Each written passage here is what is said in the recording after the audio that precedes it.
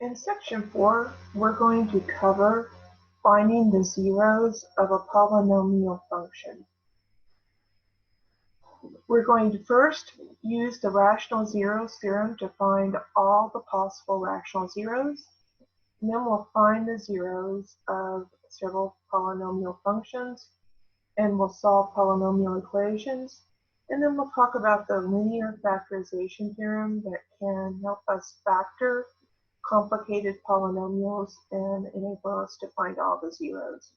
And then last but not least, we'll use Descartes' rule of signs to help us determine how many of these zeros are going to be positive or negative numbers.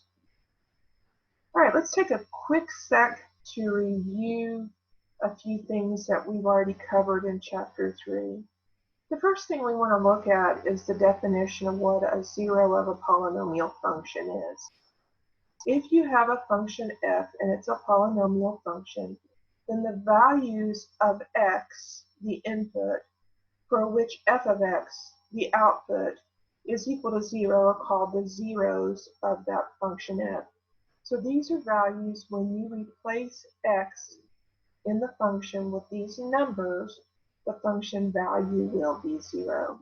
We call these values of x the roots or solutions of our polynomial equation f of x equals 0.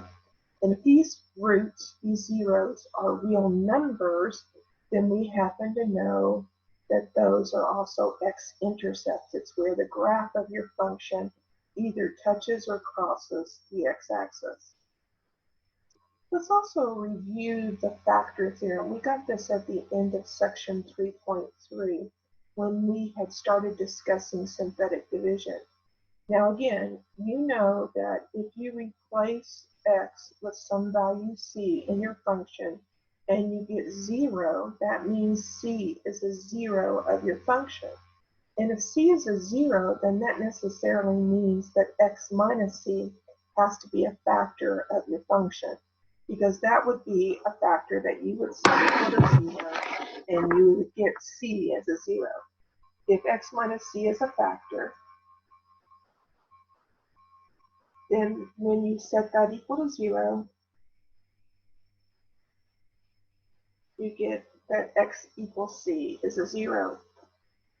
Conversely, if x minus c is a factor of your function f of x, then you know that c is a 0.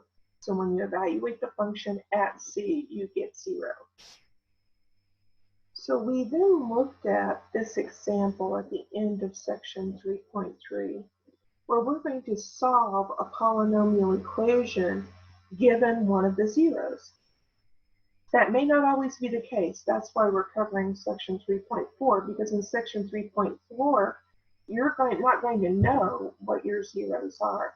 But in this case, we were given the fact that -1 is a 0 of this polynomial function, which means that we can actually divide the function by -1 and find the other factor.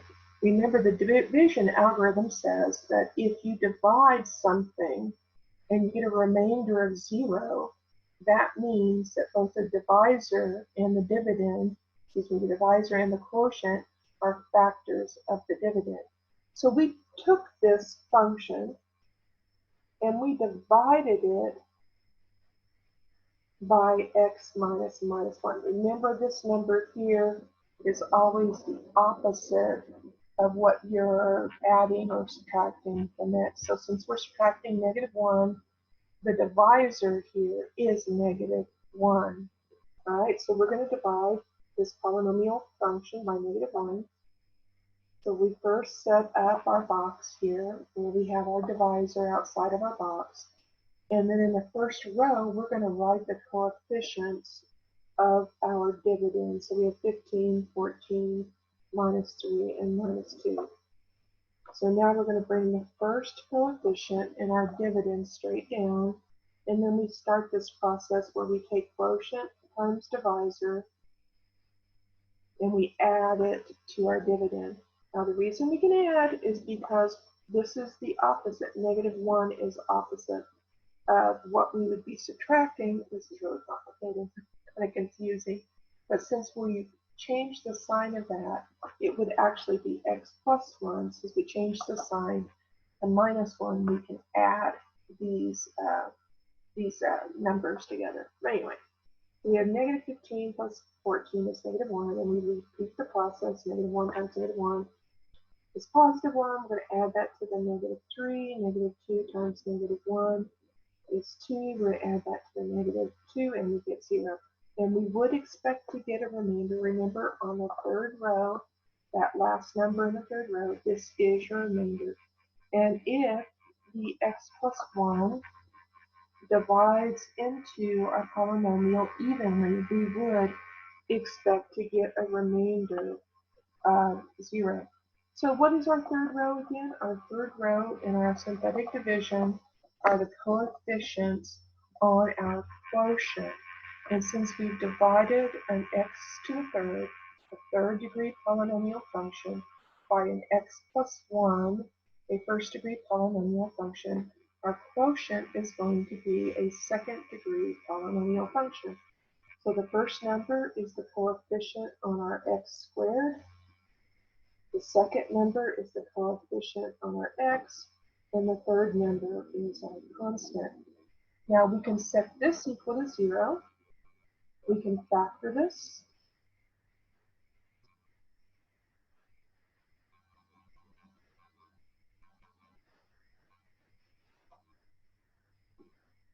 We can set these two factors equal to 0. We get x is 2/5, y negative 1/3. So we found 3 zeros, or the solutions to this polynomial equation, by using synthetic division. However, we were given the first 0. We knew that negative 1 was a solution to this equation, that it was a 0 of this polynomial function. That's not always the case. So if you don't know what the first 0 is, how do you figure out what the first 0 is? All right, we have a couple of techniques that we can use to help us find the first 0. Now, one thing you could do is you could take your graphing calculator and graph this polynomial, and you could look to see where it crosses the x-axis. An odd function, because of its end behavior, will cross the x-axis somewhere. As you remember from the end behavior, it either falls to the left and rises to the right, or it rises to the left and falls to the right. It does one of those things, but eventually it has to cross the x-axis.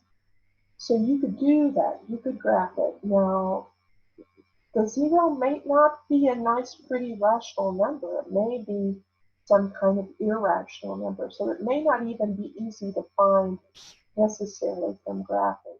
So let's look at a couple of techniques that can help us find the first 0 of a polynomial function. Now, the first technique we're going to talk about is to look for zeros that are rational numbers, or numbers that you can write as fractions. So the technique that we have is called the rational zeros theorem. And I'm having issues with my share here. Let me reshare this. Maybe we can move to the next slide. Looks like it did it. There we go. All right, so the rational zeros theorem. So what this says is, if you have a polynomial function where the coefficients on your polynomial function are integers, then there is a ratio that we call P over Q, when it's reduced to lowest forms, is a rational zero of your function if P is a factor of your constant term and Q is a factor of your leading coefficient. So, what does this mean? This means that if your polynomial function has a 0, that's a rational number. You can find that 0 by looking at this ratio, where the numerator of this ratio can be found by using factors of your constant, And the denominator of this ratio can be found by looking at factors of your leading coefficient. So let's look at this, what this means by looking at an example. All right, let's list all the possible rational zeros of this function. We have f of x equals 4x to the fifth plus 12x to the fourth minus x minus 3. So all we need to find this list of possible rational zeros are the factors of the constant and the factors of the leading coefficient. So let's first look at our constant. Our constant is the number -3. So what are the factors of -3? Well, we could have what? 1 and -3, or we could have -1 and +3.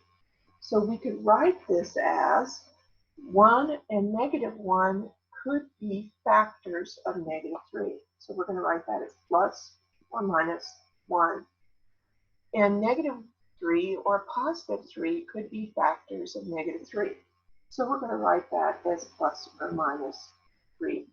So the four factors of the number -3 are plus or minus 1 and plus or minus 3. All right, now let's look at our leading coefficient. Our leading coefficient, if we have our polynomial function written in descending order, it's the first number in our function, or it's the constant factor of the term that has the x of highest degree. So in our case, the highest degree is 5. This is a 5th degree polynomial function, and the constant factor of our 5th degree term is 4. So our leading coefficient is the number 4. So what are the factors of the number 4?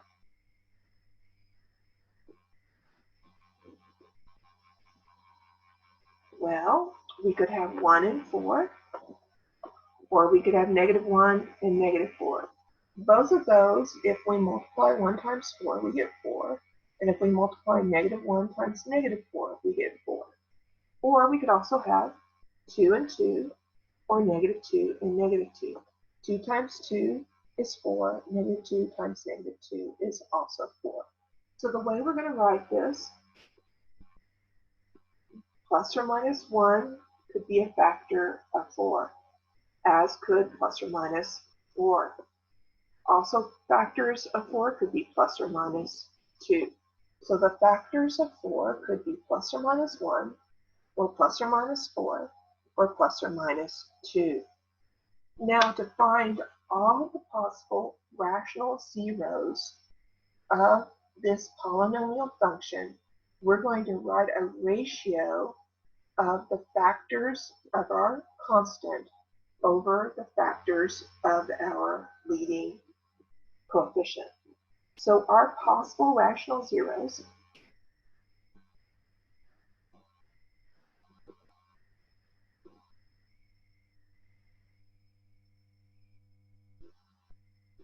we could have factors of our constant, plus or minus 1 and plus or minus 3, divided by factors of our leading coefficient.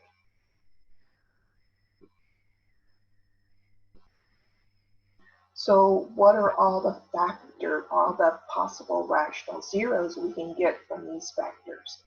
So the way that I do this, I take the first number in my numerator, in this case plus or minus 1, and I divide it by every factor in my denominator. So I could have plus or minus 1 divided by plus or minus 1. I could have plus or minus 1 divided by plus or minus 4. I could have plus or minus 1 divided by plus or minus 2. All right, so then I do the same thing with the second factor in my numerator, plus or minus 3. So I could have plus or minus 3 divided by plus or minus 1, or plus or minus 3 divided by plus or minus 4, or plus or minus 3 divided by plus or minus 2. So now we have all the possible rational zeros of this polynomial function. There are 12 of them. So plus or minus 1 divided by plus or minus 1, I could just write as plus or minus 1. Plus or minus 1 divided by plus or minus 4, I could write as plus or minus 1/4. Plus or minus 1 divided by plus or minus 2, I could write as plus or minus 1/2. Plus or minus 3 divided by plus or minus 1, I could write as plus or minus 3. Plus or minus 3 divided by plus or minus 4, I could write as plus or minus 3/4. And then plus or minus 3 divided by plus or minus 2 would lead us to plus or minus 3/5. So if my polynomial function f of x equals 4x to the 5th plus 12x to the 4th minus x minus 3 has a 0, that's a rational number, it's one of these 12 numbers.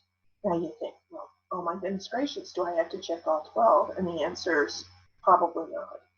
Normally, when we are faced with a list like this of potential rational zeros, we check one. And you can do that really, really quick using synthetic division. You can set up a synthetic division, divide that polynomial by 1 in a matter of seconds. If that doesn't work, if you don't get a remainder of 0, you can next check -1. And you can keep going through the list, and eventually you'll find a 0. You keep doing this until you find all of them. And it's a pretty quick process if you use synthetic division to find the quotient when you divide by this divisor. All right, so let's do that. Let's find all the possible rational zeros for this function, and let's see if we can't find the zeros of this function. Okay, so the first thing I'm going to do is make a list of all my possible rational zeros. And as is the case for most of your problems in your homework, your leading coefficient is going to be 1.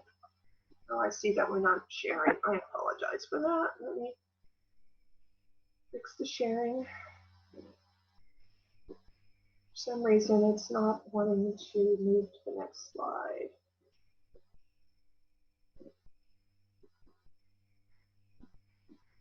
All right, let's see if we can do this again. All right, here we go. As you know, this is kind of a situation where we're having to play things by ear, and so creating these videos, I may have some technical issues as you are seeing, so hopefully we'll get these all ironed out as I move forward in creating these videos. But anyway, so to find potential rational zeros of this function, we need to look at two things: the factors of our constant and the factors of our leading coefficient. And as I was saying earlier, for most of your homework problems in my math lab, the leading coefficient is going to be 1, and that's going to make things a lot simpler for you to do. So let's look at the possible rational zeros.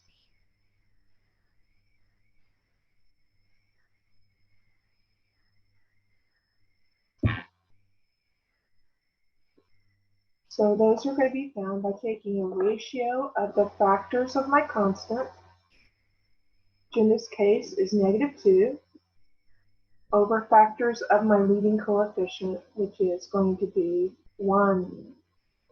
All right, so what are the factors of -2? Well, plus or minus 1 or plus or minus 2. We could multiply 1 times -2 and get -2, or we could multiply -1 times +2 and get -2. And the factors of 1 are just plus or minus 1. So my possible rational zeros are just going to be 1 or -1 and 2 or -2. So that's where I'm going to start. I'm going to use synthetic division, and I'm going to determine, is 1 a 0 of this polynomial? Is -1 a 0? Is 2 a 0? Is -2 a 0? And I can do that really quickly using synthetic division. If I divide the polynomial by 1 and I get a remainder of 0, then that's a 0. If I divide the polynomial by -1 and I get a remainder of 0, then that's a 0. So I can do this very, very quickly. So I'm going to first set up my division. What was my function again? Let's write that back up there.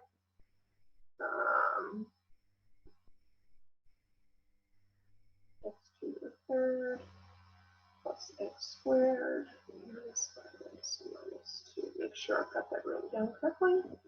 All right, that looks good. All right, so what did we get? We got plus or minus 1 and plus or minus 2 as our potential rational zero. So let's try 1.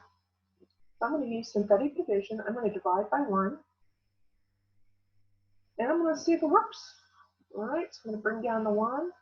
1 times 1 is 1. I'm going to write that in the second column. Add those together. 2 times 1 is 2. -5 plus 2 is -3. -3 times 1 is -3. And my remainder is not 0. So 1 is not a 0 of this polynomial function. So let's try -1. 1, -5, -2. Bring down the 1. 0, 0. Oops. She can't add. -5. Is that going to be 5? Is that 3? Well, that again tells me that -1 is not a 0. The remainder is not 0, so -1 is not a 0. So let's try 2. Okay, 1, 1, -5, -2. Bring down the 1. 2, 3, 6, 1. Well, look at there. So 2 is a 0. And 2 is a 0 because when I divided the polynomial by 2, I got a remainder. Remainder right here. The remainder is 0. So now that I know that the remainder is 0, and I know that 2 is a 0, I can find the other two zeros, because there are going to be 2 more, by using the quotient. Again, if the divisor divides into your dividend evenly with remainder of 0, that means your divisor and your quotient are factors of your dividend. So your dividend, which was x to the third plus x squared minus 5x minus 2 factors 2. Well, if 2 is a 0, x minus 2 is a factor. And then what did we have for our third row? Did we have a 1, which is the coefficient on our x squared? We had a 3, which is the coefficient on the x. And then we had a 1, which was our last number in our third row before our remainder. So now we have the same factor. We can set this equal to 0. We know that 2 is a 0. And then we can also solve the quadratic equation x squared plus 3x plus 1 equals 0. So we need to solve this equation right here to find the other two zeros. And that doesn't look factorable to me. I don't think that there are factors of 1 that would add to 3. So I'm thinking we're going to have to use the quadratic formula on that one. So we have x squared plus 3x plus 1 equals 0. So let's whip out our quadratic formula, which says x is equal to -b plus or minus the square root of b squared minus 4 times a times c, all of that divided by 2a. And a, the coefficient on our x squared term is 1. B, the coefficient on our x is 3. And C, is our constant or 1. So let's make those substitutions. We get -3 plus or minus the square root of 3 squared minus 4 times 1 times 1 over 2 times 1. So we get x equals -3 plus or minus. My calculator says that 9 minus 4 is 5 over 2. And you're done. Because you can't simplify that anymore. Square root of 5 is as simplified as you can get. So our zeros are 2, which we found from the rational zeros theorem, and using synthetic division. And our other 2 zeros are found by setting the remaining factor equal to 0 and using the quadratic formula, and we get -3 plus or minus the square root of 5, the whole thing over 2. Okay, all right. Some properties of the roots of polynomial equations. If a polynomial equation of degree n, if a polynomial equation is of degree n, then counting multiple roots separately, the equation does have n roots. So if it's a third degree polynomial function, it will have 3 roots. If it's fourth degree, it will have 4. Now, not all of those roots are necessarily real numbers. They could be complex numbers. And if a complex number is a root of your polynomial equation, then it is by necessity, because of the quadratic formula, that its conjugate is also a root. Remember, how do you get complex numbers? You get complex numbers by taking the square root of negatives. And if you look at the quadratic formula,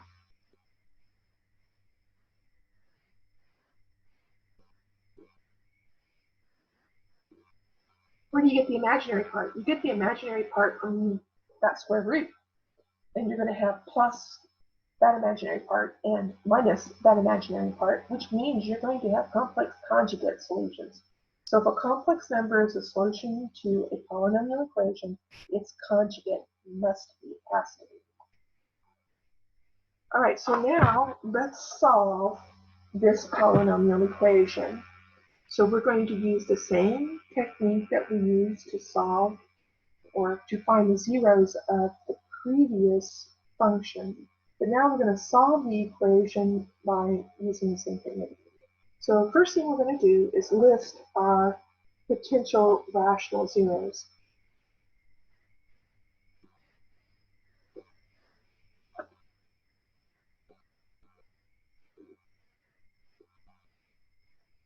And then we're going to be factors of our constant. Our constant is 13.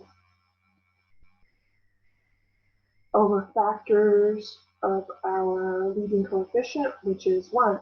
And I said, for the most part, all the problems you're going to be doing, the leading coefficient is 1. So that's just going to be what? Plus or minus 13 over plus or minus 1, which is going to be plus or minus 13. Oh, I forgot a factor. I think 1 is a factor of 13. So plus or minus 1, plus or minus 13 over plus or minus 1. So it'd be plus or minus 13 or plus or minus 1. Okay, so now we need to check to see if any of those are zeros. And we can check really, really, really quick by just using synthetic division. So let's write down our equation again. We have x to the 4th minus 6x to the 3rd plus 22x squared minus 30x plus 13 equals 0. And our potential possible rational zeros were plus or minus 1 and plus or minus 13. All right, so let's check 1. Let's see if it works. Set up our synthetic division real quick.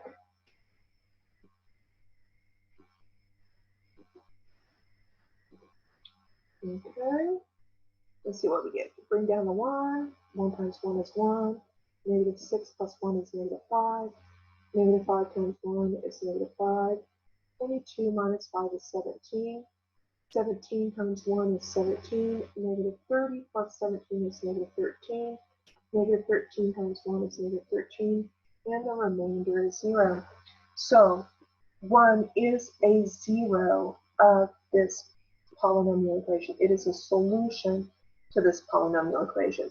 So this third row, since we're dividing a fourth degree polynomial equation by a first degree polynomial, when we divide by 1, we're actually dividing by x minus 1. We're going to get a third degree polynomial equation from the third row. So this would be x to the third minus 5x squared, 17x minus 13, and we're going to set that equal to 0. Now at this point you should check to see if you can factor it by grouping. You can. I don't think there's any common factor in x to the third and minus 5x to the square, 5x squared, and 17x and minus 13 that we can factor out. So we repeat the process. We again look at the potential rational zeros, and we're going to try again.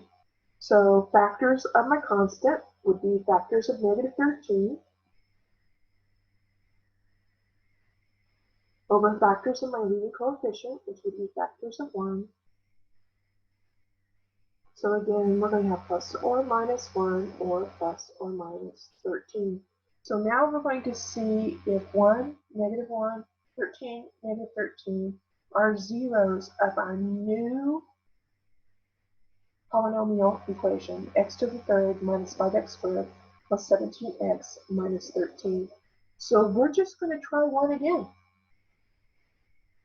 So now we have x to the third minus 5x squared plus 17x minus 13.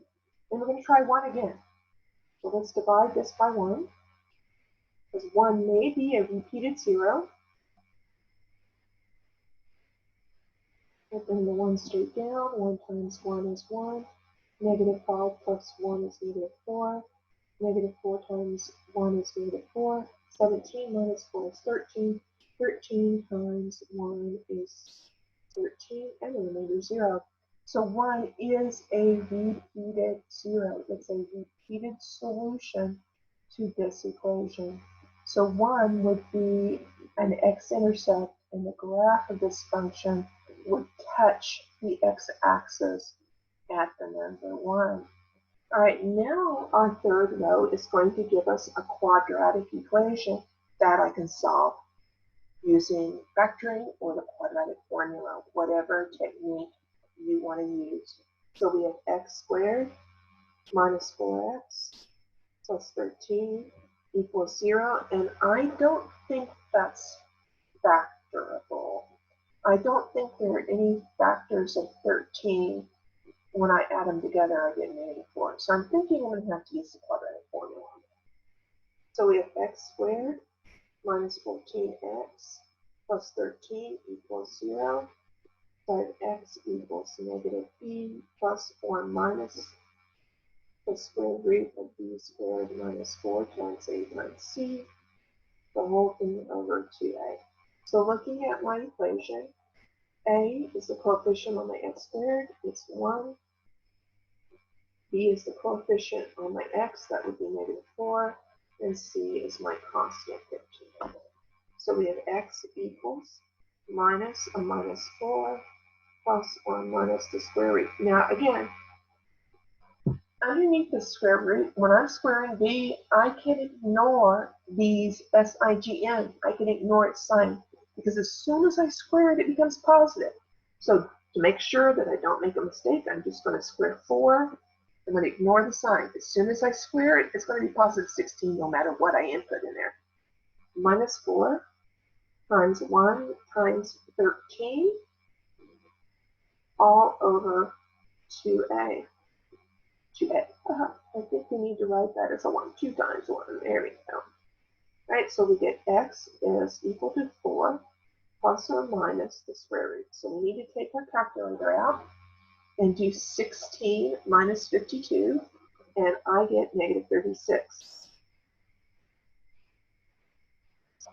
All right, so what's the square root of negative 36? The square root of negative 36 is 6i. The square root of a negative is going to be an imaginary number. Square root of 36 is 6. So the square root of negative 36 would be 6i. And I can cancel the 2. I can cancel the 2 because 2 is a factor in each of the terms in the numerator. Since there's a 2 common in the 2 and the 4, and a 2 common in the 2 and the 6, I can cancel the 2. I cancel it with the 4, I get 2. If I cancel it with 6, I get 3. So I get 2 plus or minus 3i. So what were our zeros? We found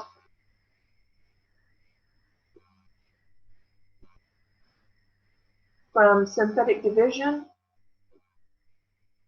that 1 is a repeated 0. It repeats twice. So as I said, in the graph of this function, if you were to graph it, you would see that the graph of this function touches the x-axis at the number 1. And we get 2 plus or minus 3i. And again, if a complex number is a solution or a 0 to your polynomial equation, its conjugate has to be. So we have 2 plus 3i and its conjugate 2 minus 3i. All right, what is the fundamental theorem of algebra? You thought you'd never get here. The fundamental theorem of algebra says that if you have a polynomial of degree n, and n has to be greater than or equal to 1. If it's 1, then it's linear. If it's second degree, it's quadratic, etc. Then the equation f of x equals 0 has at least one complex root. Well, that's true, because real numbers are complex. So every polynomial equation has a solution. All of them. All of them. And if it's a first degree polynomial equation, it has one solution. It does have one solution. If it's second degree, it has 2. If it's third degree, it has 3. And all those numbers are going to be complex. Real numbers are complex numbers. Imaginary numbers are complex numbers because both the real numbers and the imaginary numbers are subsets of the complex numbers. The linear factorization theorem says that if you have a polynomial function, and it looks like we've got sharing issues again. Let me fix that real quick.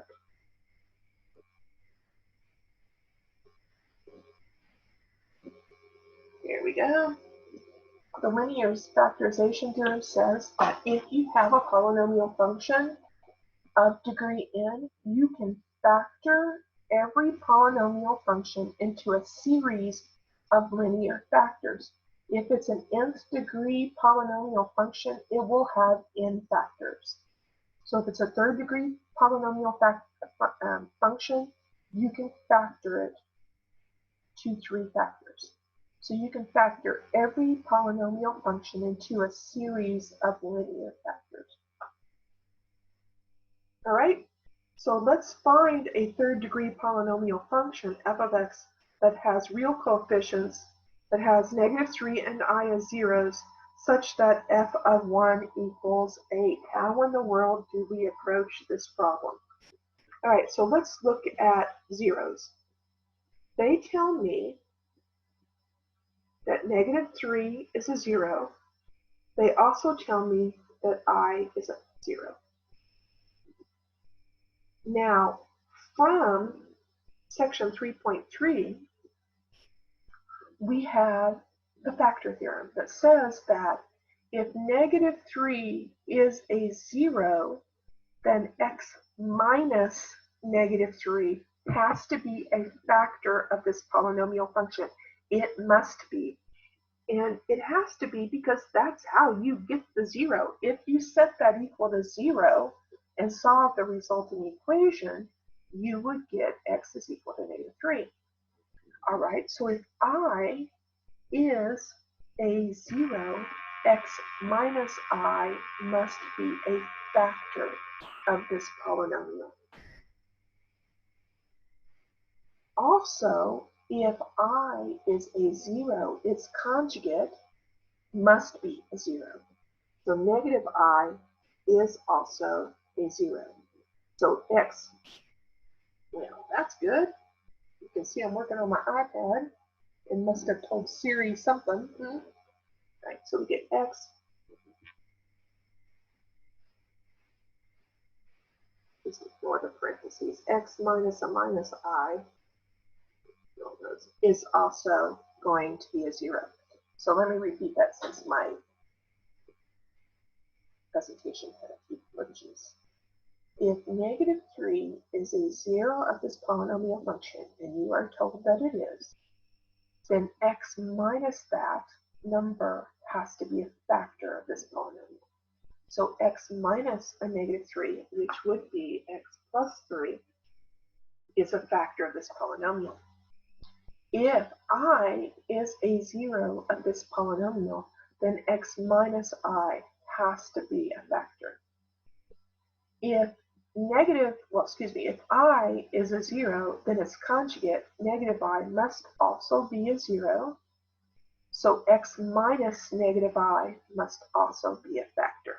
So that would be x plus I.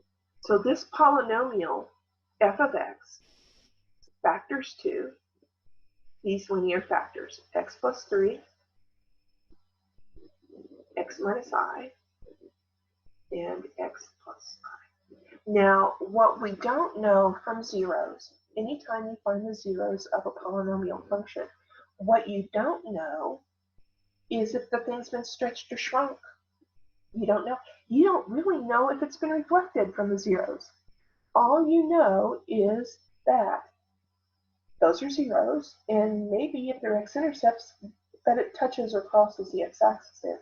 So what you don't know, well, actually you do know it's going to cross at negative 3, but you don't know what the end behavior is, because what you don't know is the leading coefficient. So I have to put outside here a factor a sub n, because that a sub n is going to tell me what this thing does end behavior wise, and whether it's been reflected or if it's been stretched. So it tells me all that kind of information. So let's write that on our next slide. So we have f of x equals some constant, which I don't know, because that determines the end behavior of this, but I don't know what it is, times x plus 3 times x minus I times x plus I. Now what they do tell me is that f of 1 is equal to 8. So I could replace x with the number 1, and that has to be equal to 8. So the value of the function at x equals 1 is the number 8. So I'm going to go ahead and make that substitution. When f of x is equal to 8, x is equal to 1.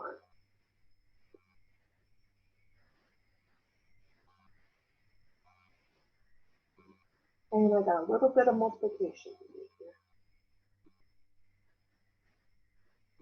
Okay, when I multiply a complex number by its conjugate, 1 minus I times 1 plus I get the sum of two squares, because if you FOIL that, that's going to be 1 plus I minus I is 0, minus I squared is plus 1.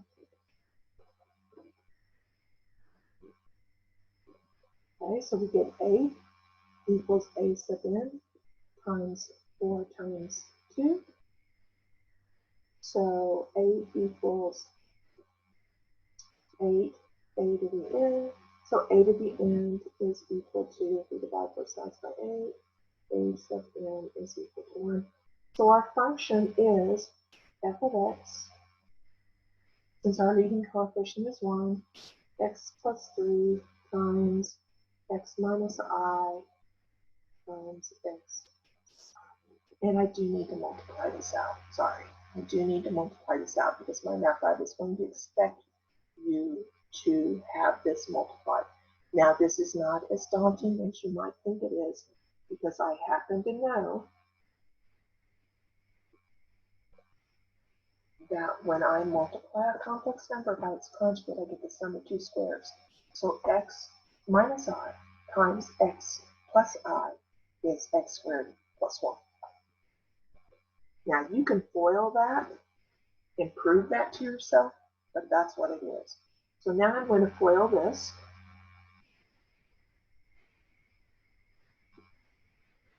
First would be x times x squared would be x to the third. And I'm going to cheat. I'm going to do inside first because it just saves me a little work. X squared. Outside is x. And last is 3. So this f of x equals x to the third plus 3x squared plus x plus 3 is a polynomial function of degree 3 that has a 0 of -3 and complex conjugate zeros I and -1. All right, the last topic in section 3.4 is Descartes' rule of signs, and in some ways I wish they started with this. This can be very helpful to determine the sign, the SIGN, of your zeros of your polynomial function. All right, so looking at your polynomial function, if you count the number of sign changes you have in that function, that is the number of positive zeros you have, or the number of positive zeros you have is that number less an even integer. What do I mean by that? So let's say, looking at your polynomial function, you see that there are 3 sign changes. You either have 3 positive zeros, or you have that number less 2. You could have 1.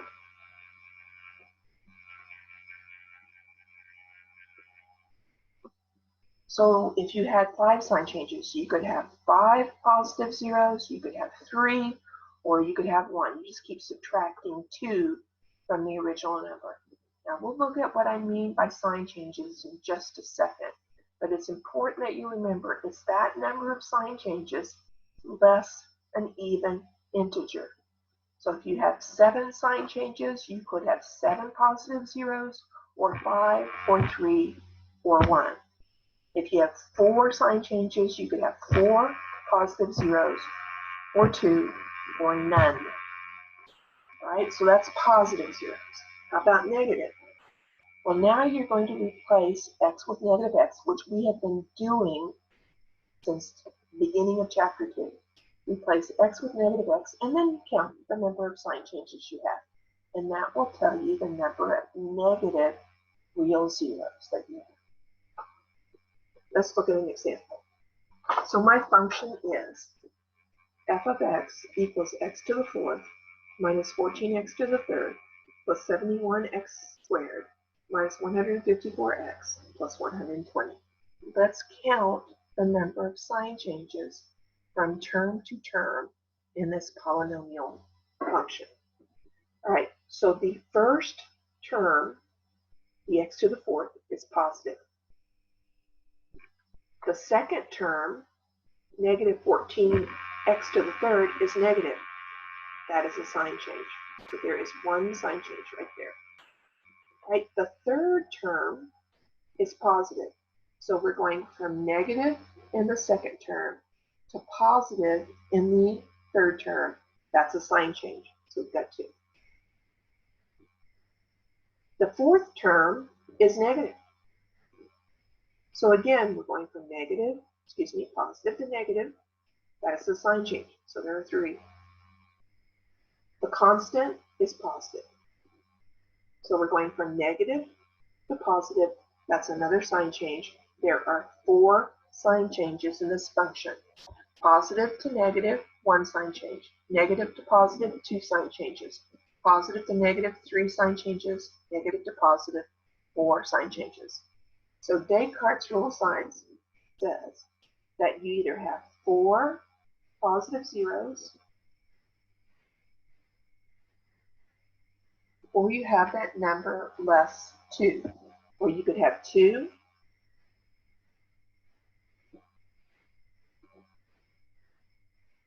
or you have that number less 2. You could have none.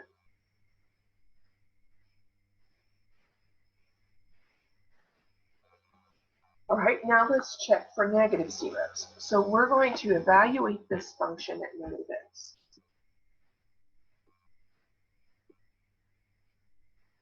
So what do we get when we evaluate this function at negative x? We get negative x to the fourth minus 14 times negative x to the third plus 71 times negative x squared minus 154 times negative x plus 120. So we get, if I raise a negative to an even power, it's positive. If I raise a negative to an odd power, it changes its sign. So the minus 14 times negative x to the third would become plus 71 x squared plus 154 x plus 120. And there are no sign changes.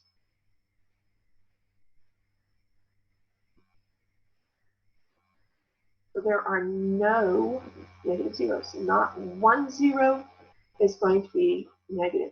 Now, where this comes in particularly helpful, in this particular problem, your constant is 120. There are a lot of factors of 120. 1, 2, 3, 4, 5, 6. There are a lot of factors of 120.